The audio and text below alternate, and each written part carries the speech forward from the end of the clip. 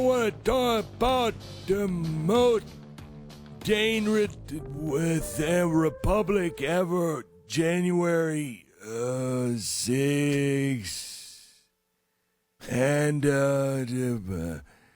you need nuclear weapons. And I've got people at the AFT working on...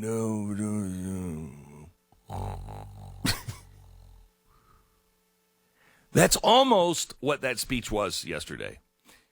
Stu pointed out a really good point. He didn't even move. Didn't move. Yeah. Glenn, if you go back and you watch the speech on your TV or something, put your hand over his mouth and chin, and there is absolutely no motion other than occasional blinking. There's no facial expressions. He doesn't move. He doesn't sway. He looks like it's a strange way to deliver a speech. I'll tell you that. Let me tell you, I'm gonna take my kids now, and we're gonna watch that on the record player. That's what I don't have time to read to my kids. I put a phonograph in their room, and we watch that. Okay, he couldn't even pronounce cognitive yesterday. But here's what I really enjoyed. And is Sarah, do we have the White House spokesperson waiting? Yeah, let me just play what he said about your right to bear arms. Listen to this. The Second Amendment, from the day it was passed, limited the type of people who could own a gun and what type of weapon you could own.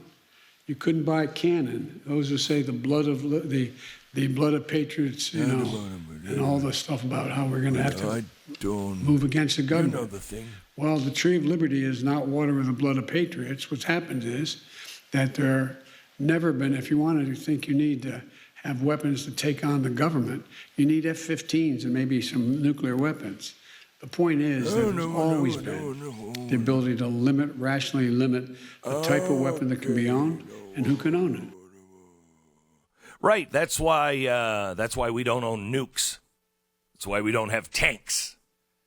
Not modern sporting rifles, Joe. Not modern sporting rifles. And by the way, just so you know, the Second Amendment was not made for an outdoorsman sporting guy. There was no sport of shooting really back then. They had to shoot things to eat. But they also had to shoot things that were tyrants. They had to shoot at armies that were tyrants. And by the way, that's the same kind of nonsense that the King of England said to George Washington and everybody, you're going to have ships and except he said it like this. Well, you're going to have ships and things while we have tea over here. You're not going to be able to...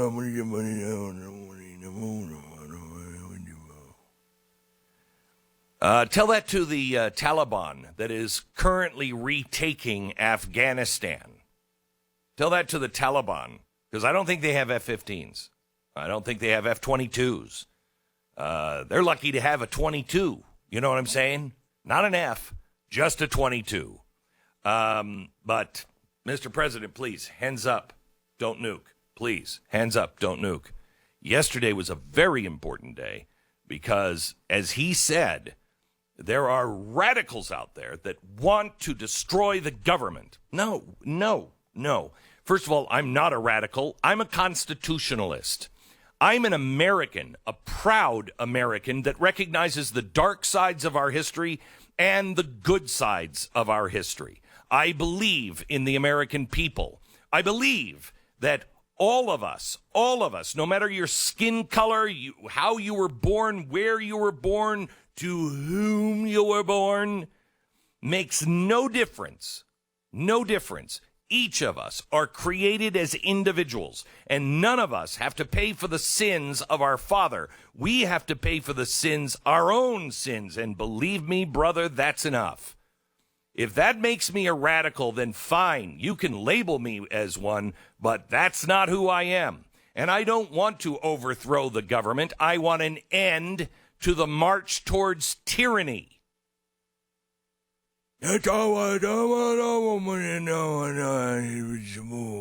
So January 6th was the most dangerous day. What is? Oh, hang on just a second. We have the spokesperson on now from the White House, from Joe Biden's White House. Hello. Are you there? Hello. Oh, this is... My name is Wilfred. is, I'm calling from Sun City, Florida. right. And what is your position again with the White House? I am the director of youth outreach. Okay. Okay. Yes, All for, right. for obvious reasons. So, right. Sure. So, well, you are youthful in yes, that White House. I'm Generation C. Generation C. Yes. Huh. Okay. So, Wilfred. Slightly may I before call you that, sir? Generation X, yes. Right. Okay. Wilfred, the speech yesterday. First of all, the president was barely. I mean, he couldn't say the word cognitive. Well, cognitive, of course, has several syllables and is very difficult to say, Okay, especially so when he- you're in the so he middle also- of a swallow of Ovaltine. Right. So, but he also kept calling the ATF the AFT. Yes, the AFT, of course. He also later would call it the TAF, and my favorite, the FAT. That's what I think he should Right. call it all the time. That's what he should call. Okay. The All right. FAT. But I think you're highlighting unimportant. You're quibbling here with a very important quibbling. and passionate speech by our president. I don't know how passionate it was, but Yes, well, he talked about the right to bear arms and Right. the Second Amendment, and I was there when they were talking and discussing that amendment You were- initially. really, Yes, I didn't know that. yes, I remember. I remember looking up to see Joe Biden, thinking, here's a man in his 60s who's Right. there arguing about this Second Amendment. And maybe we'll Right. get into Uh-huh. the Bill of Rights. We'll see.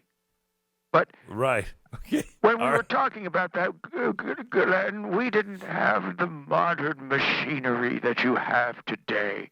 We didn't have. Right. We didn't have computer machines. We didn't have electronic mail. We didn't have Right. the wheel or fire.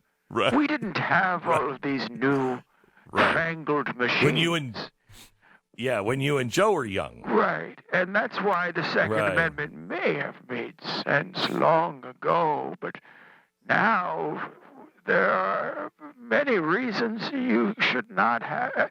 You can't fight your government today with a musket. And Well, that's- let me ask you this, Wilfred, because yesterday was a big day. The president came out and was talking about, you can't beat the United States. Are you there? Hello. Are you there? Hello? Other side of the phone. Other side of the phone. I'm sorry. Yes, go ahead. Yes, thank you. I'm listening, of course. Of course you are. Yesterday he talked about how what you need to fight. What you need. What are you doing? What are you dragging it across the floor? Hello. Anyway, yesterday he said that you're going to need nukes to fight the government, and yet at the same time he's been saying that the January 6th thing was the biggest assault in American history on our government. How can the grandmother who was convicted yesterday for the Capitol insurgency, how is that the biggest threat if you can never beat the government without nuclear weapons? Yes, I've knocked over a candle, but let me answer that quickly. Okay. Grandmothers are incredibly dangerous. The youth of They're today, dangerous. as I've been saying, is very dangerous, and that includes grandmothers. You need Okay, so someone wait a with minute, wait a some minute. maturity, like a great great-great-grandmother to understand the complexities of today's world. This grandmother is from Indiana. Listen. One of these hooligans you see down at the town square doing the Charleston. And it's totally inappropriate. You see all sorts of ankle when they're doing it, and it is a right. bit Okay. arousing, All right. Hang on. Wilfred, hold on just a second, please. Okay. This grandmother from Indiana. The candle is lit. The curtains now. I want to point that out. And you're keeping me on the that's phone. okay. We'll keep it short. She pleaded guilty to a single misdemeanor, one count of parading, which I don't even know what that is. Oh, parading is disgusting. You do not want to see parading in action, especially with these kids today. I will say this. Your name is, I'm sorry. Glenn, yes. Yes, hi. You were, yes, Glenn. This is Wilfred. Yes, I know, Wilfred. I know. Oh, I'm sorry. So, January 6th. Talking about the grandma. Was the most dangerous day in the history of our nation. Right. Almost all of our representatives were on the verge. Who knows what could have happened? And you say that grandmothers are not dangerous. Did you know, and we have this from the Biden administration now, that 85% of our nuclear weapons are shaped like muffins? 85%. Blueberry muffin. If you're eating a blueberry muffin right now, I want you to think it could be a nuclear weapon. Now, my entire home is on fire. May I please leave? Okay. All right. Thank you. Thank you very much, Wilfred. I don't think we got anywhere on this, but thank you.